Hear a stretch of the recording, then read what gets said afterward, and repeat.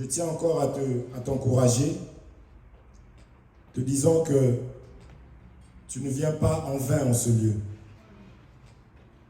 Les efforts que nous faisons,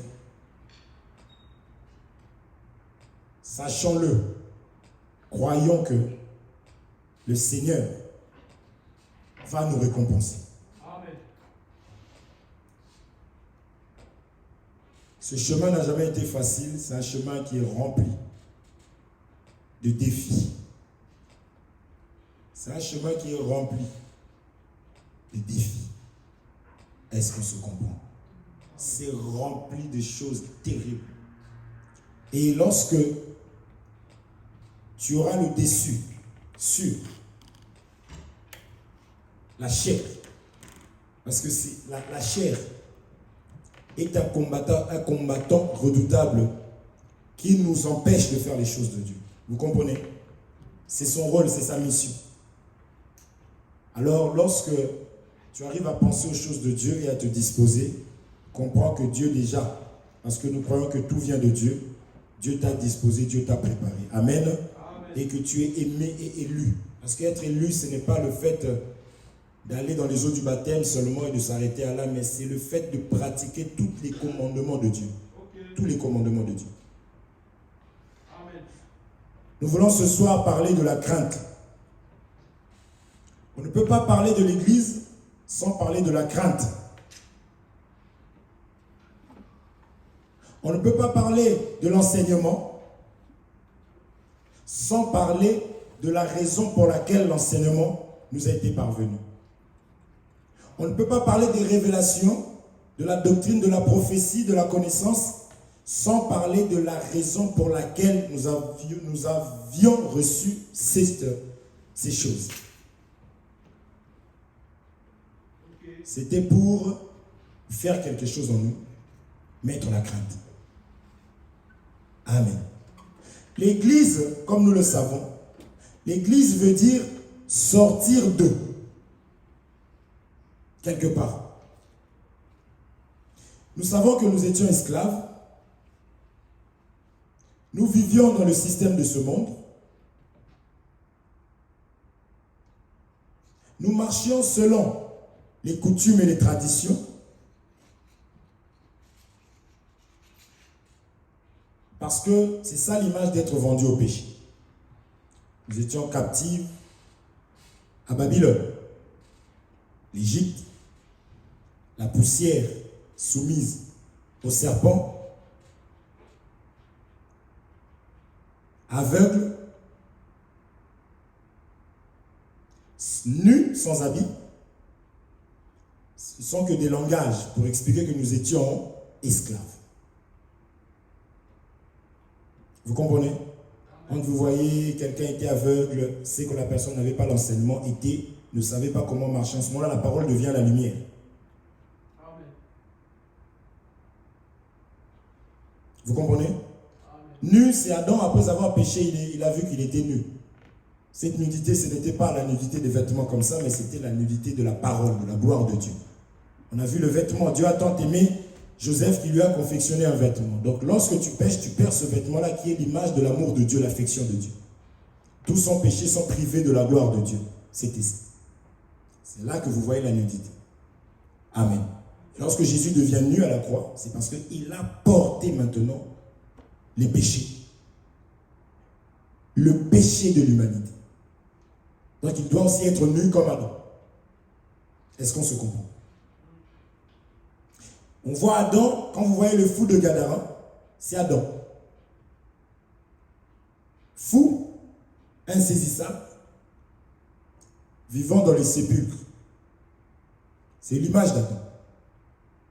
Et quand Jésus arrive, on dit qu'il est vêtu, assis dans son bon sens. Parce qu'il a reçu les vêtements que Jésus donne, l'enseignement. Amen. Lorsqu'on voit une personne qu'on ne peut saisir, portée à tout vent de doctrine, c'est aussi l'image de l'esclavagisme. C'est-à-dire que à tel mouvement arrive, nous suivons. Tel mouvement arrive, nous suivons. C'est aussi l'image de l'esclavagisme. C'est ce que Caïn est en train de dire. Il dit que mon châtiment est lourd. Vous comprenez? Je serai errant et vagabond. Voyez? Vous comprenez? C'est important de comprendre tout ça là pour pas que vous soyez troublés. Alors, donc c'est là qu'on va parler de l'Église. Pourquoi? Parce que nous étions tous dans cet état-là, mais il a fallu que Jésus-Christ vienne afin de nous libérer. Et il doit, quand il nous libère, il nous sort de quelque part. Il nous sort de Babylone, il nous sort des eaux, il nous sort de la mondanité. Mais vous êtes dans le monde, mais pas du monde. C'est-à-dire que nous sommes là, mais nous ne devons pas nous conformer au siècle présent et aux choses de ce monde. Donc un enfant de Dieu, tout ce qu'il fait, il doit regarder où est-ce que c'est écrit. Pourquoi je le fais? Amen. Est-ce qu'on se comprend? C'est ça maintenant qu'on appelle la crainte. Dieu a mis en nous un mécanisme. Ce mécanisme-là, c'est quoi? C'est le Saint-Esprit. Vous avez reçu l'Esprit, je crois que c'est dans Romains chapitre 8, qui crie Abba Père. L'Esprit qu'on a reçu crie liberté. C'est un mécanisme. Donc, c'est-à-dire que tu ne peux pas, avec cet esprit-là, encore aimer retourner en esclavagisme. Amen. C'est Dieu qui a mis son nom. Est-ce qu'on se comprend? Retourner en esclavagisme, c'est tout simplement le fait de désobéir à la parole du Seigneur. Parce que Adam avait désobéi. Adam, il se retrouve en Égypte. Quand vous voyez Israël comme ça, c'est Adam. Vous êtes d'accord quand on voit Israël comme ça, on voit Jacob. Parce que Israël, c'est le nom d'un seul homme. Amen. Amen. Vous comprenez? Amen. C'est pourquoi on dit que tous sans péché sont privés de la gloire de Dieu. Tout cela, c'est qui? C'est tout le monde, toute la terre. Et toute la terre là, c'est Adam. Parce que quand Dieu a créé, il a pris la poussière de la terre. Quand on dit poussière, c'est plusieurs graines de terre rassemblées, formées un homme. C'est ça l'humanité en Adam. Amen. Donc lorsqu'il est en train de pécher, il n'est pas seul. C'est toute la terre qui pêche. Est-ce qu'on se comprend? Donc lorsque tu vois un peuple être quelque part, toi ne vois pas seulement un homme. Tu peux voir là-dedans des nations. Tu peux voir aussi la nation. Mais tu peux regrouper les nations et tout ça ensemble. Parce qu'en Abraham, on a dit que de lui sortiront. Abraham a eu Isaac et Ismaël. Vous comprenez ou pas? Comprenez ça. Parce que nous voulons parler de la crainte. Allons lire. Donc c'est très important. Nous sommes l'Église, c'est être libre. L'Église, c'est le fait de ne pas vivre selon un système établi, mais de vivre selon celui qui nous a libérés, qui nous a rachetés. Amen. Lisons. Nous prenons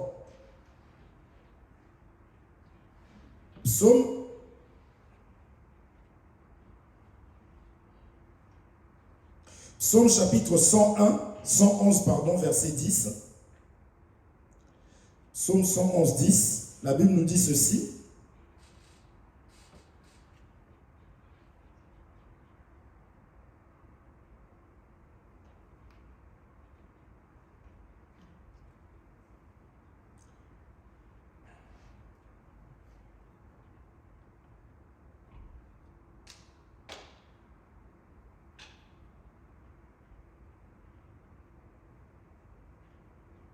Psaume chapitre 111, verset 10. Je lis au nom de Jésus-Christ.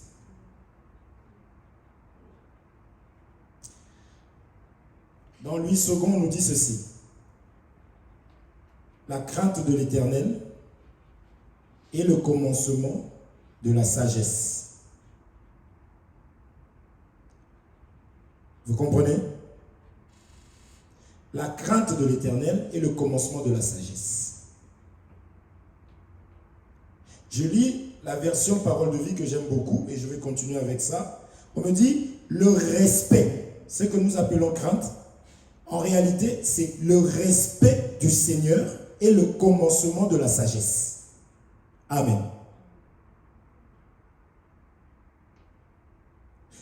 Le respect du Seigneur et le commencement de la sagesse. Maintenant, on explique encore plus bas. On dit, tous ceux qui obéissent sont vraiment sages.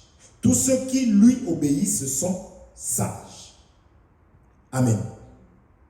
Ici, on nous fait comprendre ceci. La crainte de l'Éternel est le commencement de la sagesse. Nous comprenons alors que celui qui nous a rachetés, celui qui nous a libérés, nous lui sommes ce qu'on appelle redevables, n'est-ce pas? C'est ce qu'on, quand on nous fait du bien, on dit, ah, je te revoudrai ça, je te rendrai ça. N'est-ce pas? Maintenant, Dieu, par rapport à ce qu'il a accompli, là, quelqu'un est en train de chanter, que puis-je te donner, mon Dieu, mon roi? Vous voyez? C'est bien, c'est une façon, c'est un cantique. Et ce qu'il attend en retour, c'est que nous lui soyons obéissants. Que nous puissions manifester la crainte. Donc, ici, on ne peut pas craindre quelqu'un d'autre si ce n'est celui qui nous a sauvés. Pourquoi? Parce que lorsque nous étions en esclavagisme, c'est aussi une façon de dire informe, lui nous a formés, il nous a sortis de l'esclavagisme. Vous me suivez? Suivez-moi, suivez-moi. Est-ce que vous comprenez? C'est Dieu qui nous a sauvés. Ce que tu es, ce que je suis aujourd'hui, c'est Dieu. Parce que quand on voit nos chemins, ce que nous étions en train de suivre, nous comprenons que Dieu est vraiment bon, il est merveilleux. Alors maintenant, pour ne pas montrer l'ingratitude, nous devons tout simplement lui obéir. C'est ça la crainte. Observer les commandements de Dieu et faire ce que Dieu demande. Et je dis bien que vu que c'est lui qui nous a sauvés, vu que c'est lui qui nous a délivrés, quelle que soit la personne qui se tient en face de toi, qui se tiendra en face de toi, quel que soit le problème, quelle que soit la maladie et le souci, nous, notre problème, c'est d'obéir à ce que Dieu a dit. Amen. La maladie a un langage. La maladie parle. Les problèmes parlent. Les difficultés parlent. Les montagnes parlent. Est-ce qu'on se comprend? Mais nous restons sur ce que l'Éternel a dit. Est-ce que nous nous comprenons? Donc, nous avons vu cet homme qui est descendu en Égypte. Malgré ce qu'il avait vécu, lui, il est resté sur ce que Dieu lui avait dit. Tu seras grand. Est-ce qu'on se comprend? Amen. Cet homme-là, étant grand, lorsque Dieu est en train de parler des gens en disant que la lune, les étoiles se prosterneront devant de toi, le soleil, la lune et les 11 étoiles vont se prosterner devant de toi. Il est déjà devenu en ce moment-là l'aîné. Amen. Est-ce que vous comprenez? Amen. Il devient l'aîné. L'aîné, c'est Jésus-Christ. Aujourd'hui, dans ce monde, les aînés, c'est des ministres. Amen. C'est des ministres. Est-ce que vous comprenez? Amen. Quand on arrive dans les services, pour descendre, c'est tous les serviteurs deviennent des aînés. Est-ce qu'on se comprend? C'est très important de comprendre ça. Et vous allez comprendre que cet homme va aller en Égypte. Et pour montrer que c'était l'aîné, vous allez voir que ses frères vont le suivre, parce qu'il avait la promesse. Et ses frères vont repartir, vont redescendre, vont retourner. Du moins, là, le père va aussi descendre. Donc, l'aîné influence. Amen. Amen. Quand on a la crainte de Dieu, là, je reste d'abord ministre. Un ministre doit être quelqu'un qui influence. Okay. Parce que si tu demandes au peuple d'Israël, quand ils étaient en Égypte, qu'est-ce que vous faites ici? Ils vont vous dire, nous sommes ici parce que Joseph est là. Amen. Maintenant, cet aîné qui arrive en Égypte va gagner les Égyptiens.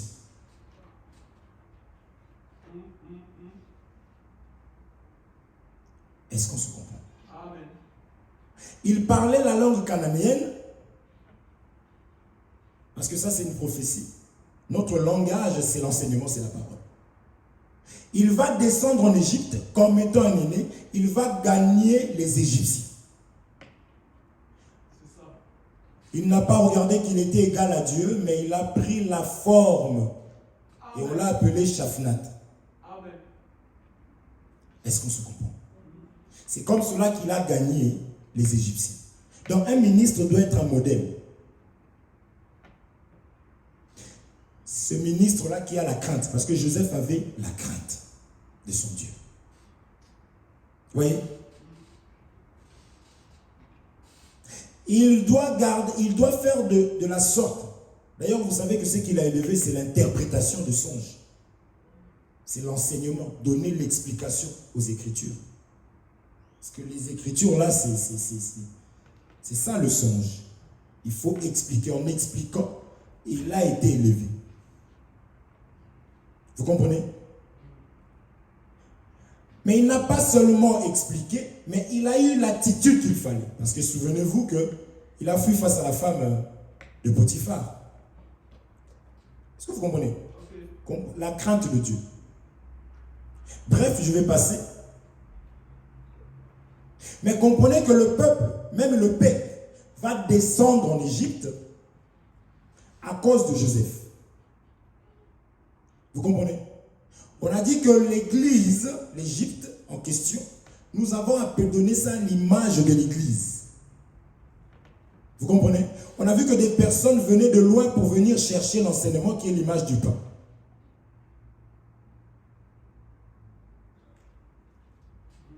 Est-ce que vous comprenez? Mais c'était le fruit de la crainte que Joseph avait pour son Dieu. Et la crainte qu'il avait, ça ne l'a pas ramené à manquer du respect à Pharaon, mais à gagner même Pharaon. Parce qu'il avait la crainte de Dieu. Il a même été trahi, Joseph. Il y a un homme qui était là, Joseph va interpréter le songe. Cet homme-là va sortir de la prison. Joseph lui dit, oh, ne m'oublie pas. Vu que sa formation n'était pas encore finie, le type, il est sorti, il l'a oublié. Joseph est resté dans la crainte de Dieu. Est-ce qu'on se comprend? C'est ça la crainte de Dieu. La crainte de Dieu, c'est malgré ce que tu peux entendre. Ça ne dépend pas de ce que tu vois ni de ce que tu entends, mais ça dépend de ce que Dieu a dit pour toi. Et c'est ça aussi avoir la foi. Parce que la crainte de Dieu, c'est le commencement de la sagesse. Or, qu'est-ce qui donne la crainte? C'est la connaissance de la personne de Dieu. Savoir de quoi il est capable et qui il est. C'est ça qui va te donner l'assurance. Quels que soient les lieux où tu pourras te retrouver, quel que soit l'endroit. Joseph est resté Joseph, quels que soient les lieux. C'est ce que nous disons dans notre cantique. Que quand on prend une graine, on plante la même graine en France. On prend la même graine, on la ramène sur la terre africaine, sur une terre, je ne sais, la graine va rester telle qu'elle est. Est-ce qu'on se comprend? Donc un enfant de Dieu qui a la crainte de Dieu, quel que soit le pays où il est, il reste enfant de Dieu. Quel que soit le milieu, il reste enfant de Dieu. À cause de quoi? De la crainte, à cause de l'obéissance, à cause de la foi.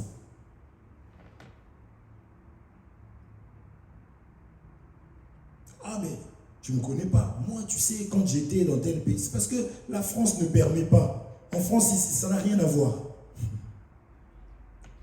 Vous comprenez? D'ailleurs, Joseph a germé en Égypte. Est-ce qu'on se comprend? Vous avez compris ça? Maintenant, suivez. Le peuple va aller en Égypte, on va à l'église, toi et moi, nous allons à l'église à cause de l'enseignement. Nous cherchons l'enseignement. Nous cherchons Joseph. Joseph quoi? Élevé. C'est-à-dire, lorsque nous voyons des gens respecter Joseph, je reste là, dans cette église. Si on ne considère pas la parole qui est Joseph, si on ne respecte pas Joseph, je ne peux pas rester là. Je ne serai pas seul. Parce qu'aujourd'hui, on te fera comprendre que tu as désobéi à Dieu. Parce que tu as fait quelque chose que la parole de Dieu t'a dit. Ça, attendez-vous à ça.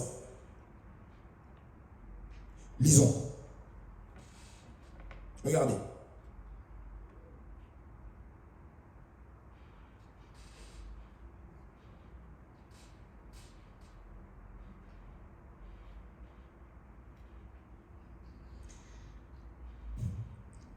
On va lire Exode chapitre 1, verset 8. Exode chapitre 1. Je commence à partir du 8e verset. Regardez ce qu'on nous dit. Donc ici, vous savez que le peuple donc est allé en Égypte, est resté en Égypte tant que Joseph était vivant. Mais vous allez voir que Joseph va mourir. Ok? Joseph est mort. Automatiquement, dans Exode chapitre 1, verset 8, on nous dit un nouveau roi. Je prends Louis II. On me dit, il s'éleva sur l'Égypte un nouveau roi qui n'avait point connu Joseph.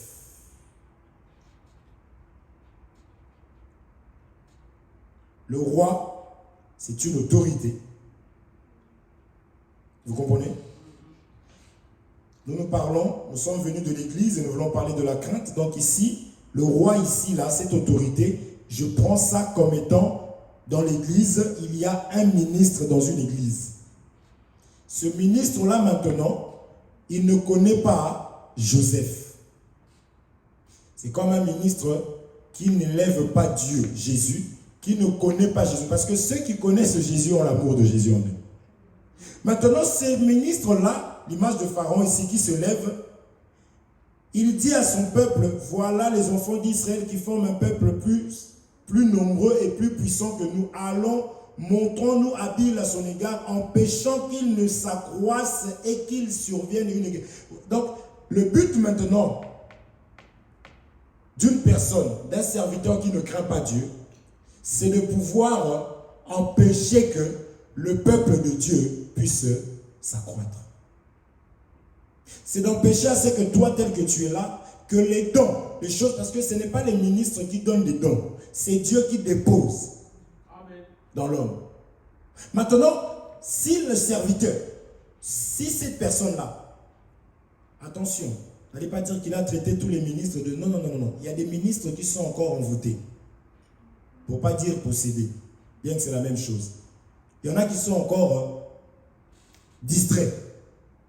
Parce qu'ils sont charnels. Donc, il peut voir un don en toi. Lui, son travail, c'est de t'empêcher de pouvoir exercer ce que lui a vu en toi. Ou il peut vouloir que ça puisse germer, mais il faudrait que toi maintenant, que tu puisses marcher avec lui. Il faut que tu sois... Vous comprenez? Il a besoin de se glorifier derrière toi. Il a besoin de dire que c'est moi qui ai fait quelque chose. Est-ce que vous comprenez? Or, pour Dieu, ça, c'est une manière d'étouffer. Parce que la gloire doit revenir au Seigneur Jésus-Christ. Vous comprenez? Donc, mais cet homme-là, j'aime. La Bible dit, il ne connaît pas Dieu. Maintenant, toi qui as la crainte, tu ne pourras pas te fier ou te baser sur ce qu'un tel homme va te dire. Ce n'est pas ça ton problème. Ton problème à toi, qu'est-ce que Dieu a dit?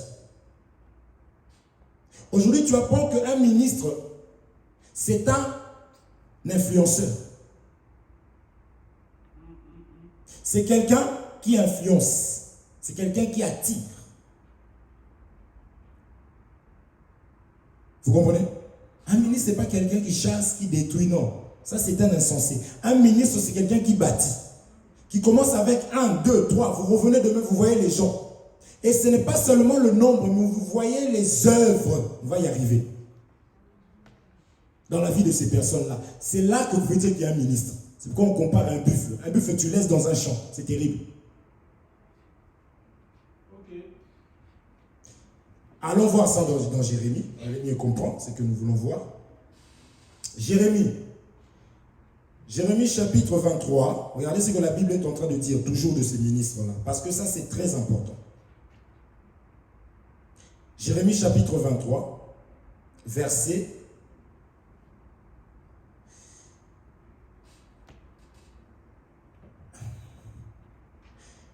On va, avant d'aller au 16e verset, je voudrais commencer par le premier.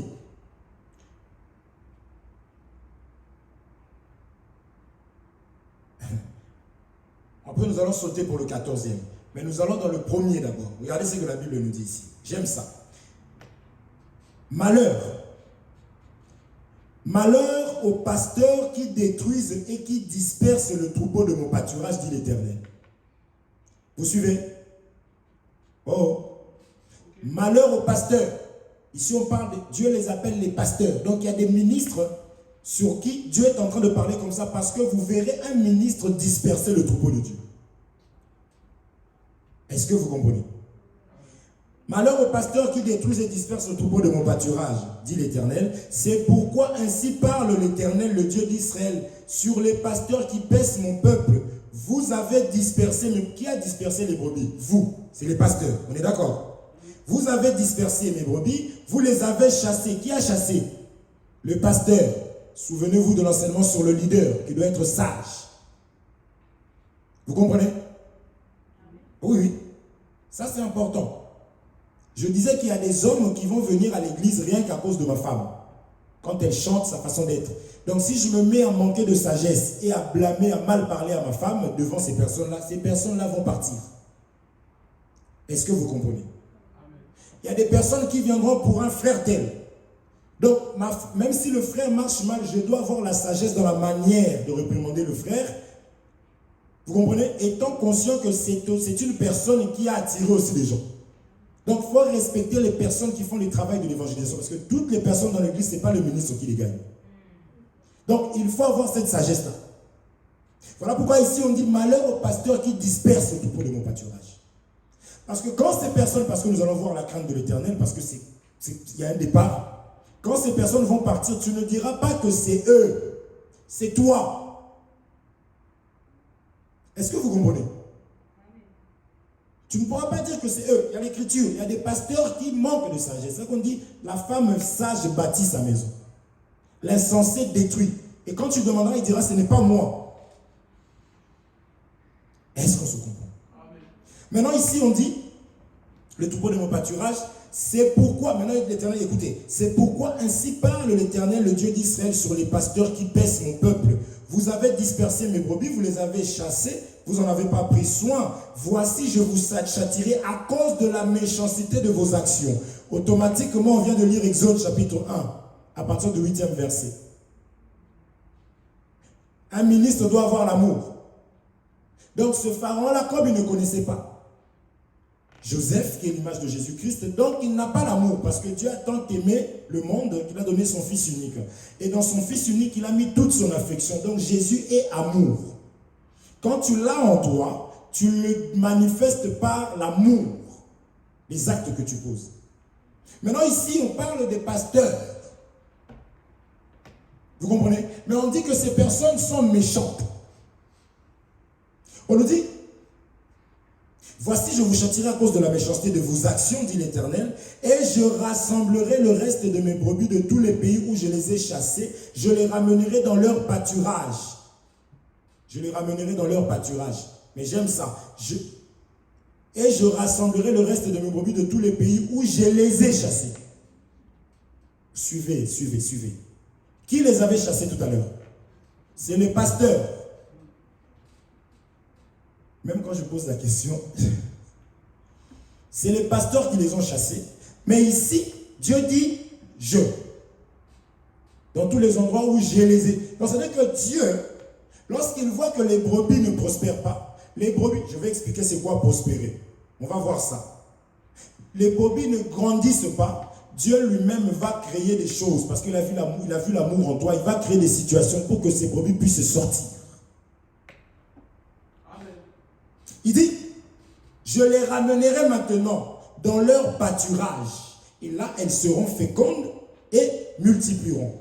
J'établirai sur elles des pasteurs qui les paîtront. Elles n'auront plus de crainte, plus de terreur. Elle ne manquera aucune. Il n'en manquera aucune. Je saute directement. Écoutez. Je vais maintenant au 14. Écoute maintenant les brebis qui ne prospèrent pas. On va voir les traces ici. Qu'est-ce que ça veut dire? Vous comprenez? Au 14, la Bible dit ceci. Parce que les ministres, vous savez qu'un ministre, c'est un prophète. Vous savez, non? Quand il parle, Jacob, dans Genèse 49, il va appeler ses enfants et dit, venez, je vais vous dire ce qui va vous arriver dans la suite des temps. Là, nous prêchons la parole de Dieu pour que vous marchiez dans la crainte, afin que dans la suite des temps. Vous comprenez? C'est ça. Quand on prêche comme ça, on prophétise. La parole de Dieu est une prophétie.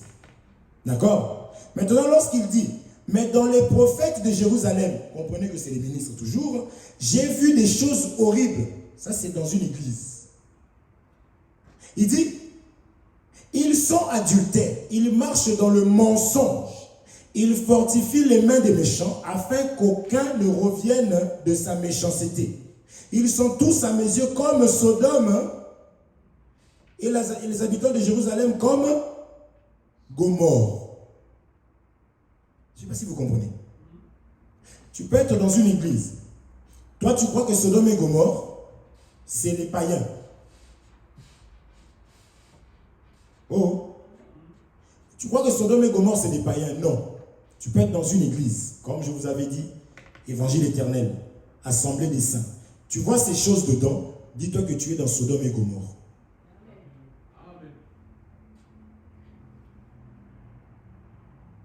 Est-ce qu'on se comprend? Je disais que l'église, c'est l'hôpital. On vient pour avoir des soins et devenir meilleur. On ne peut pas devenir pire. L'apôtre Paul dit, c'est que j'ai contre vous. Okay. Lisons ça. Est-ce que vous avez compris ici, là, dans Jérémie 23? Automatiquement, vous comprendrez Lot. Parce que les gens pensent que quand Lot était à Sodome et Gomorrhe, il était au milieu des païens. C'est une église. Mais lui, il était, parce que j'ai dit, Dieu met en nous un mécanisme. Le Saint-Esprit qui n'aime pas l'esclavagisme. Lot était épouvanté de ce qui se faisait dans cette église-là. Parce que vous allez voir que Lot, quand ces gens vont venir, il va dire hein, mes frères. Or, un Israélite, un Hébreu, n'appelle pas n'importe qui mes frères. Est-ce qu'on se comprend?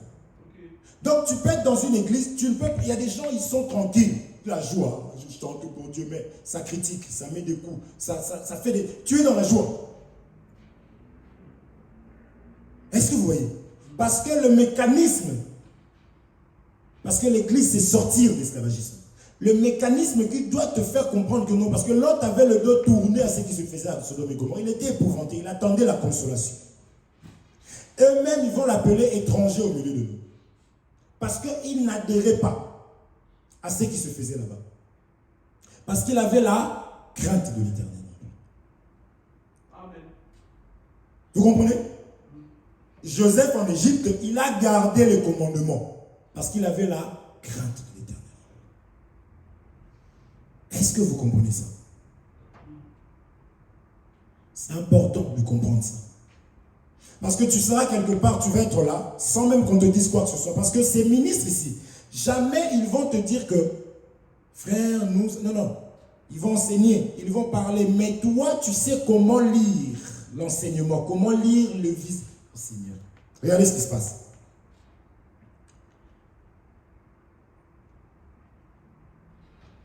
Lisons d'abord cette écriture, je ne vais pas vous... C'est l'apôtre Paul qui dit ça, regarde. On va voir ça. L'apôtre Paul dit ceci.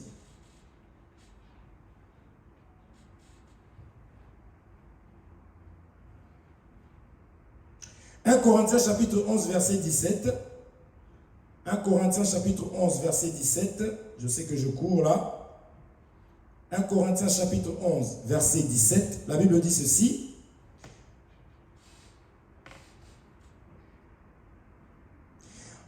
En donnant cet avertissement, c'est que je ne loue point, c'est que vous vous assemblez non pour devenir meilleur, mais pour devenir pire.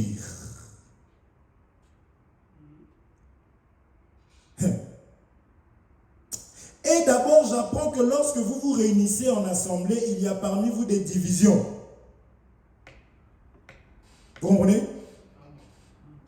Je prends ma version, parole de vie. J'aime cette version.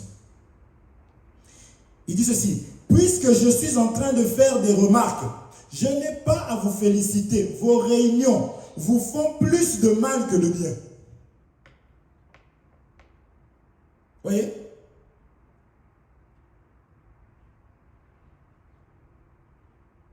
Est-ce que vous comprenez? L'église est un lieu de paix. On vient pour devenir meilleur. Mais on dit, vous font plus de mal. Il y a des personnes, la personne ne critiquait pas. Elle rentre à l'église, elle devient donc, c'est terrible. Mais là, dans sa bouche, à un moment donné, elle te dit, je suis, vraiment, moi je suis, mais non, je suis mon Dieu. Mais tu vois, la même personne commence à te sortir des choses. C'est-à-dire que le temps que vous avez passé, elle t'a informé de certaines choses, mais vous n'avez même pas pris le temps de prier ou de partager quoi que ce soit. Parce qu'un aveugle,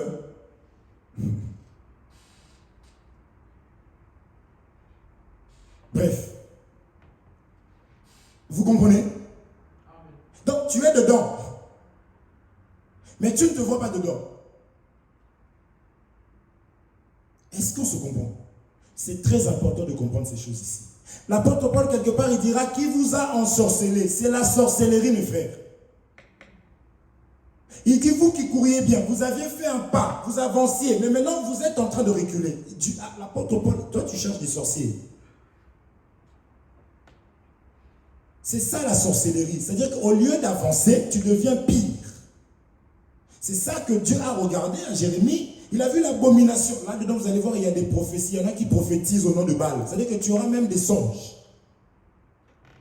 Au lieu de te dire, ce songe ici, avec mon comportement, là, dans mon cœur, j'ai la haine. J'ai fait des coups, j'ai fait du mal. Ça ne vient pas de Dieu. Mais non, tu vas dire, oui, Dieu m'a parlé aussi. Il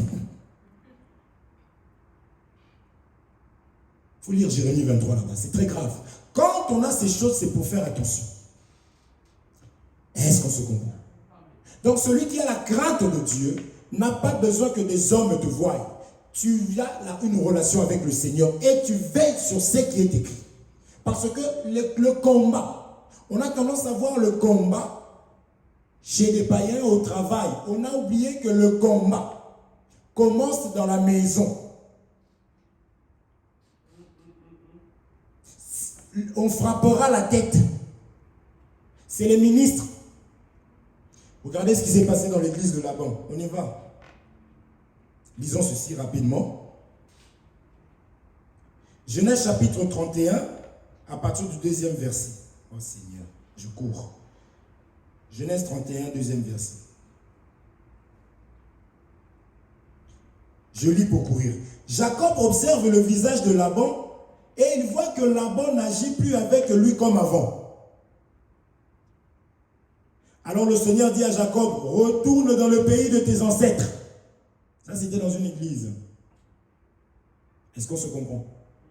C'est la même chose qui se lève un pharaon qui n'a pas connu Joseph. C'est la même chose que Jérémie 23. Maintenant, il a juste vu le visage. D'accord? De Laban. A changé.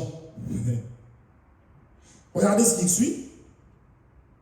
Dieu lui dit, retourne dans le pays de tes ancêtres auprès de ta famille, je serai avec toi. Jacob est dans les champs avec les troupeaux. Il fait appeler Rachel et Léa. Il leur dit, je vois que votre père n'agit plus avec moi comme avant. Déjà, il a tellement voulu l'escroquer. Il a combattu de toutes les... Il y a des églises comme ça. Ici, c'est Dieu qui lui dit, allez, va-t'en. La crainte de l'Éternel. S'il était sentimental, il serait resté. Frère, on va parler. Il y a des départs ici sur terre qui préparent le départ céleste. Vous suivez ou pas? Mais si tu n'as pas la crainte, tu resteras avec des hommes au milieu des hommes. Tu vas craindre des hommes au lieu de craindre Dieu. Je continue. Je vois que votre père n'agit plus envers moi. Vous savez bien que j'ai servi votre père de toutes mes forces, pourtant il m'a trompé en changeant 10 fois mon salaire, mais Dieu ne l'a pas laissé me faire du mal. Quand votre père disait les bêtes qui ont... je saute, hein. Je saute.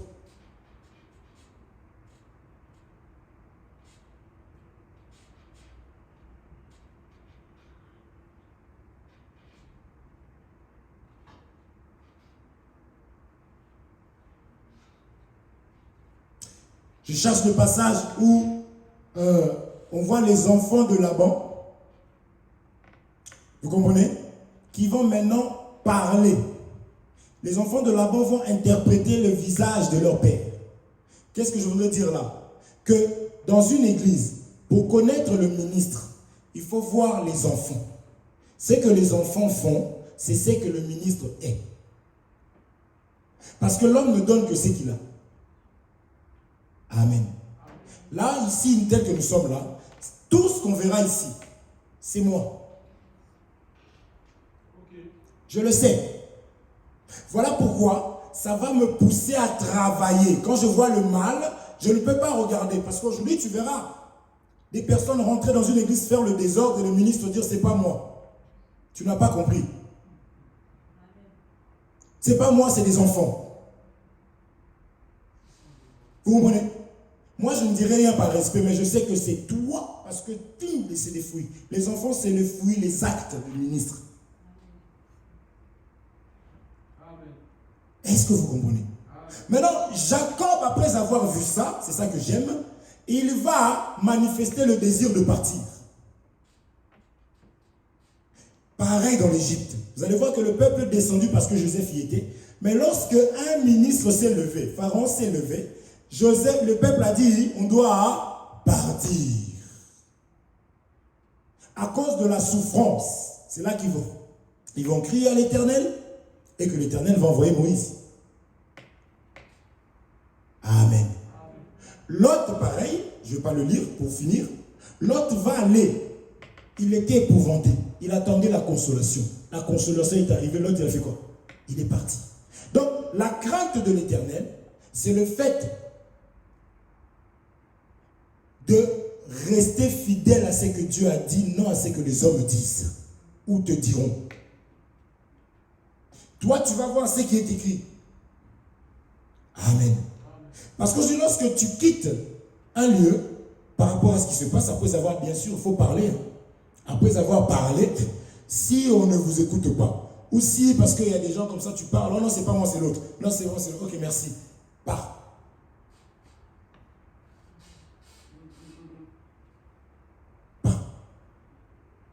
Tu seras haï. Ce que j'aime avec le Seigneur, c'est que le temps va révéler les choses. Amen. On va te taxer de tous les noms. Vous comprenez? Amen. Mais toi, la crainte de l'Éternel. On va finir avec ça. Allons lire. Prenons d'abord cette écriture. J'aime beaucoup cette écriture dans Proverbes chapitre 15, verset 16. Et puis nous irons lire Actes et puis je vais m'arrêter là. Proverbes chapitre 15, verset 16.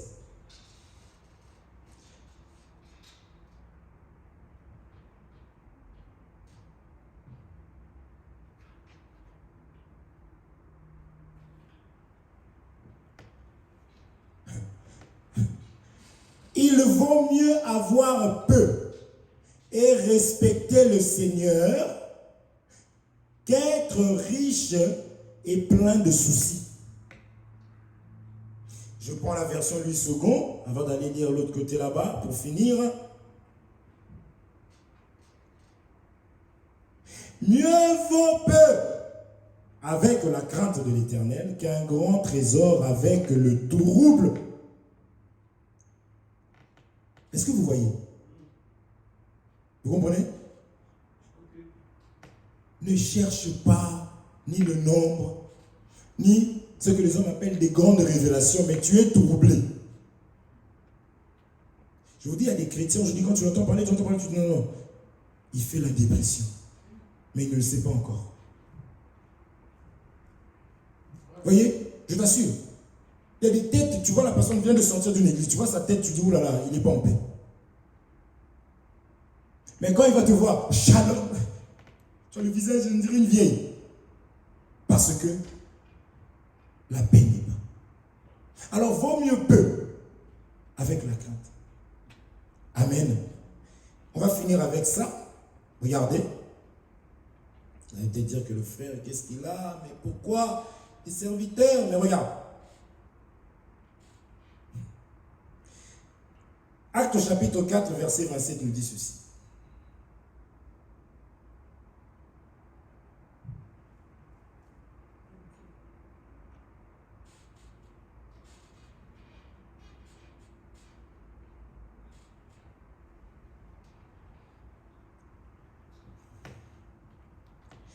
Cette histoire, nous connaissons. Pierre et Jean ont fait une bonne chose, une bonne œuvre. Maintenant, au lieu que cela soit acclamé, au lieu que cela, parce que seul l'auteur de l'œuvre peut aimer ça, peut apprécier, peut acclamer ça. Maintenant, pour détecter ces personnes-là que nous venons de lire, les ministres-là, les serviteurs-là qui combattent, mais dans l'évangile, la saine doctrine de l'évangile éternel, vous allez voir que lorsque des personnes font quelque chose que Dieu encourage, eux, parce que dans la Bible, on peut trouver tu peux même violer une personne et trouver une écriture pour te justifier. Donc il y aura toujours des écritures. Dieu a fait ça exprès pour voir qui le craignent sincèrement, qui sont droits du cœur. Vous comprenez? Je lis. Ça, c'est les disciples. Ils ont été combattus. Mais vous allez voir, si vous allez lire avant, à partir du 3, vous allez voir qu'est-ce qui s'est passé. Nous connaissons cette histoire de toute façon. Mais on vient voir. Et les Pierre commence à prier. Il dit, en effet, contre ton saint serviteur Jésus que tu as oint, Hérode et Ponce Pilate se sont ligués dans cette ville avec les nations, avec les peuples d'Israël. Hérode et Pilate, c'est qui? C'était des autorités. Vous comprenez? C'était des ennemis. Ils ne s'entendaient pas. Ils ne s'entendaient pas. Mais à cause, pour détruire l'œuvre de Dieu, ils se sont entendus. Ils se sont associés avec le peuple d'Israël. J'explique ici que un chrétien, je prends un peuple d'Israël comme étant un chrétien, mais qui est conduit par l'autorité de ce monde, automatiquement, vous allez voir l'ennemi. Vous comprenez? Il se dit chrétien, même ministre de l'évangile. Mais tu verras ses enfants. Tu comprendras que ça, c'est diabolique. Parce qu'il s'était levé dans le temps aussi de Pierre pour combattre. C'est plus facile de voir un frère qui ne confesse pas cet évangile venir te combattre. Tu vas dire, ah oui, ben c'est normal. Mais c'est plus dur de voir les infiltrés. Et je vous dis, vous allez les reconnaître par les fruits, donc les enfants, donc le peuple. Vous comprenez? Maintenant, eux, ils vont interdire. En fait, ils sont allés prier parce qu'on leur a interdit de parler au nom de Jésus-Christ. C'est là que Pierre va dire, jugez-en vous-même. À qui allons-nous obéir? Est-ce aux hommes ou à Dieu? Amen. Donc la crainte de l'Éternel, c'est de faire ce que Dieu a dit. Si cela peut blesser, ça qu'a blessé. Si tu viens me voir, tu me dis, tu m'as blessé vraiment. Et que moi, ce que je fais, c'est la parole de Dieu, je vais te dire pardon. Mais je ne veux pas piétiner la parole de Dieu pour te faire plaisir parce que j'ai la crainte du Seigneur. Je ne veux pas refuser dans l'impolitesse. Parce qu'on dit qu'il ne faut pas mettre un obstacle devant un aveugle. Parce que tu auras la crainte de l'Éternel, justement. C'est pourquoi quand quelqu'un te dit, tu m'as offensé, pardon. La manière dont tu as marché la dernière fois, tu m'avais blessé, pardonne-moi. Mais moi, le Seigneur. Okay. Amen. Amen. Les hommes ont vu que Joseph n'était... Il a dit, ok, allez. Léa, Rachel. Il y a des personnes comme ça qui souhaiteraient que tu partes et que tu laisses ta femme et tes enfants. Incompréhensible. C'est d'abord les plus faibles. Est-ce qu'on se comprend? C'est comme ça. C'est là que beaucoup de faux ont retenu les enfants de Dieu en esclavagisme, en leur faisant culpabiliser. Pour rien. Est-ce que vous comprenez? Regarde à ce que Dieu a dit. Tu peux me demander c'est écrit où? Et ce qui est merveilleux, c'est que ce Jacob ici, en obéissant comme il obéissait au Seigneur, il a dit combien de fois votre Père a voulu. Vous allez voir, il y aura des vents. Là encore, on n'a rien connu. Mais la crainte de l'Éternel. Je vais manquer, parce qu'on a dit vaut mieux peu. L'apôtre Paul dit j'ai appris à me contenter, à vivre dans l'état où je me trouve, dans l'abondance, dans la disette. Mais il était fortifié par Dieu. Si ça ne va pas, mon frère, ne va pas, même dans le travail.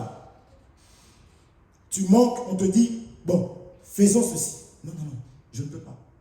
C'est contre mes valeurs. Ah non, si tu ne fais pas, je suis ton responsable. Je ne peux pas. Vous comprenez? Si tu fais ça, tu auras 500 de plus. Et toi, pasteur, on m'a dit 500 de plus. Bon, fais-le seulement, Dieu te fera grâce. Mais bon, en même temps, tu sais, il donnera une écriture. Païen.